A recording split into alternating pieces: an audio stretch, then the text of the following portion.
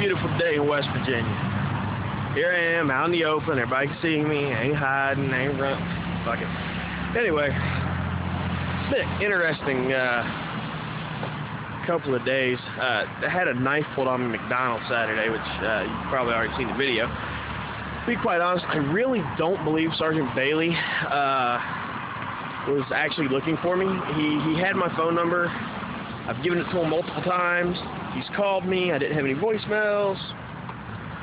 I didn't delete them or anything. I mean, whatever. And it just seems to me that, you know, the issue was what I was saying on the internet. Now, if you got to give somebody bad publicity, you know, accuse them of wrongdoing and show up circumstantial evidence to prove that point, hey, whatever. It's fine with me. I really don't believe he had any intention of doing anything if I put that stuff on the internet. But he says he did, so I'll give him the benefit of the doubt. We'll see how things play out, because that's what matters. Now, the simple fact of the matter is far, far more important. Well, she's getting kind of old. See, here's the thing about it. We all know about the whole issue with Hutchinson.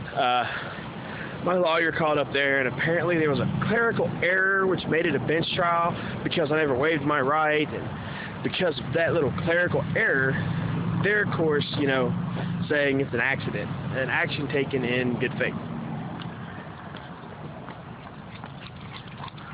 Well, here's the thing about actions taken in good faith. I can't prove that it was taken in bad faith, so I'm not even going to worry about it. Do I feel that it was an action taken in bad faith? Yes.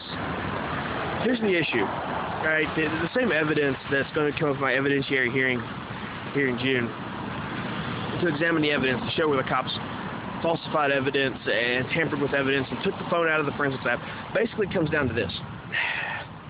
During the original appeal in the delinquency charges, Ashley said that her mother, the cop, and the prosecutor coerced her into giving false testimony.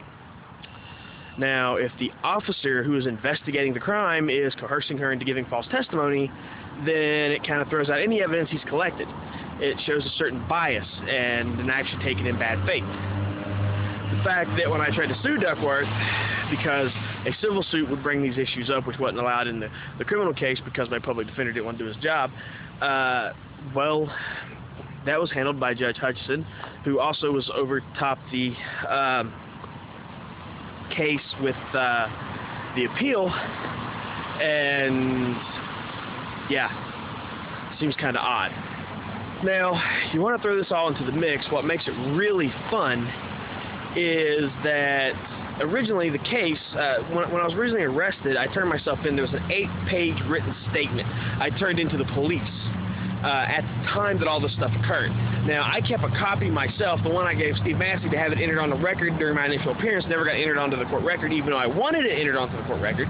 The copy I gave the cop was never included as part of the evidence, for whatever reason, and yeah, during the initial appearance,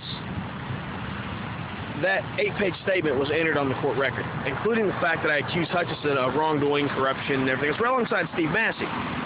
Now, it's real important to understand that during the course of these bullshit arrests, there was a time when Magistrate Humphreys was dealing with people coming in and posting bond. He had a clear office, and there was no one in there. He could have took me right in for the bond, but instead they took me to Steve Massey. You know, because Steve Massey's hard on criminals, or so the commercial says. The reality is he's only hard on the criminals that isn't putting money in his pocket. Oh my God, did I say that? Yes, I did. Now, here's the thing about it. What you end up with is a situation to where favoritism and bias come in with Massey, who was mentioned in this whole thing. And again, every time it comes up, it keeps coming up between Mary Jennings, Massey, and Hutchinson. Now, when Hutchinson was removed from the case because I filed a complaint with him with the Judicial Ethics Committee, what happened was this. It went to Burnside.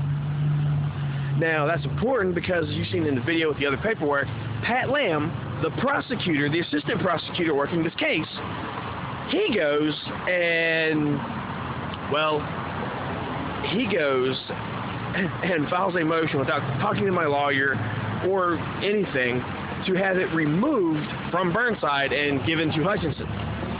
Supposedly because of the scheduling conflict, because Hutchinson was on at the time we wanted it, and he was the judge who was supposed to deal with the trial because, you know, there's 3 judges in Raleigh County, and so I have a 1 1/3 shot of getting somebody. The problem was this wasn't a matter of a clerical decision.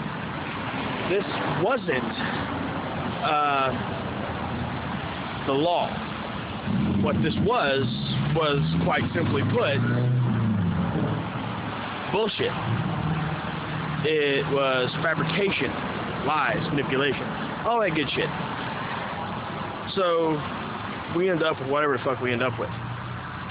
And shit just plays out the way it does. Now, all that factored in, for whatever reasons, under whatever strain, essentially break down to this. You combine that with the fact that the prosecutor had evidence of misconduct and wrongdoing and everything else associated with the initial me firing Winters, and they had evidence, didn't do nothing about it. Factor that in that they had it again during the first psych eval, didn't do nothing about it. Factor that in that you know, he got the evidence again in the 30th psych eval where he's pointing towards the internet, didn't do nothing about it. What you get is a case of a lot of doing nothing and a lot of shit talk and a lot of covering up for evidence, but no one doing anything about it. Something to ask yourself, ain't it?